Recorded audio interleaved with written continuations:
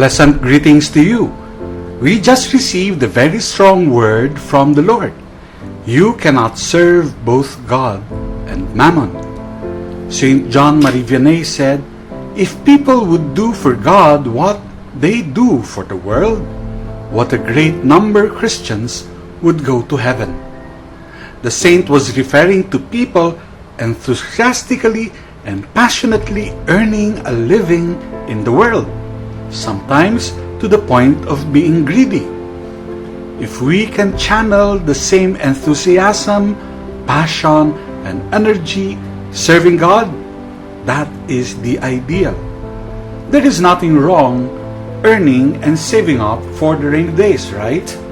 Even Jesus had a treasurer in the group of the apostles. What we need to caution ourselves on is greed. So, what is greed?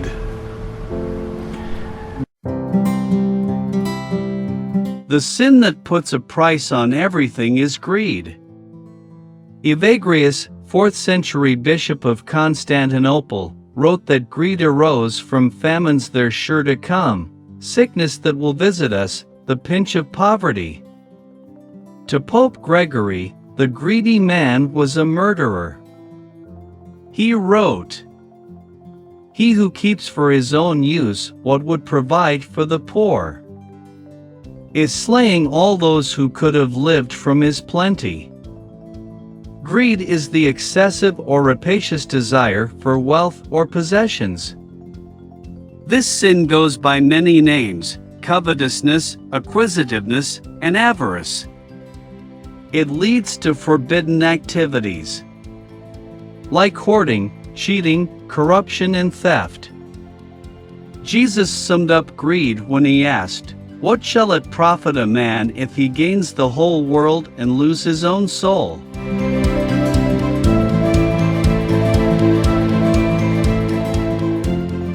Greed, therefore, is the inordinate love of money and material wealth. St. Thomas Aquinas says that greed is a sin against God because man condemns things eternal for the sake of temporal things. What are the resultant greedy behaviors? Here are some: betrayal or treason for personal gain, as in the sin of Judas; hoarding of material things; theft, robbery, and fraudulent schemes. So, how do we overcome greed?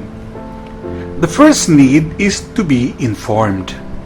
Know what greed is. Detect the symptoms in our head, heart, and hands.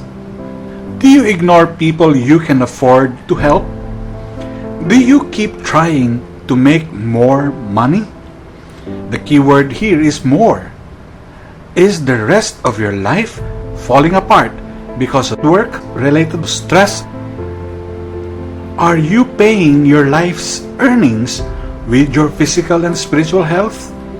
Are you too stingy or too loose with money? The next need is for us to see the bigger picture of ownership.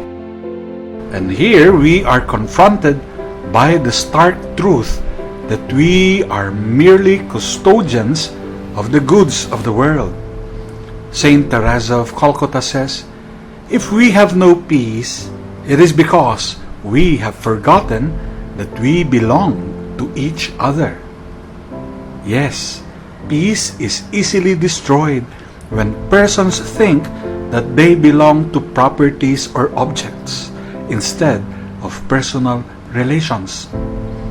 The next thing to do is to embrace our stewardship role. As trustworthy stewards, God expects us to work for a living, yes, but we must manage our money wisely to provide for ourselves, like tithe, or like taking part in our parish modified tithing program and use our money to help others. And finally, we need to be content with what we have. Let us always remember that less is more.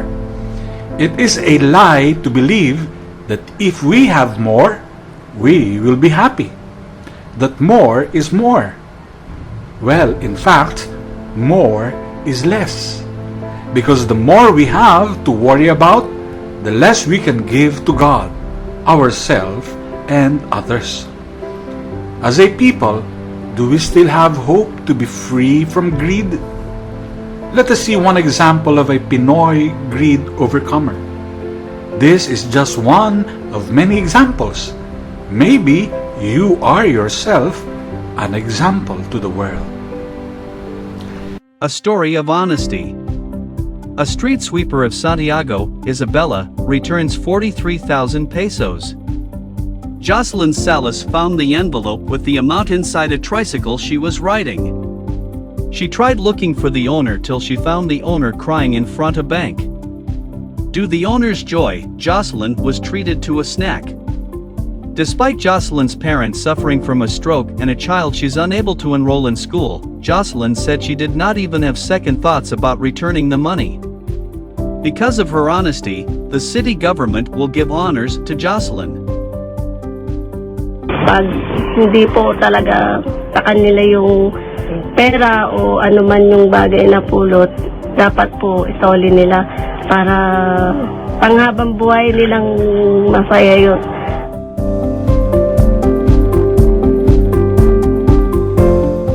May God free us from all forms of greed. Amen.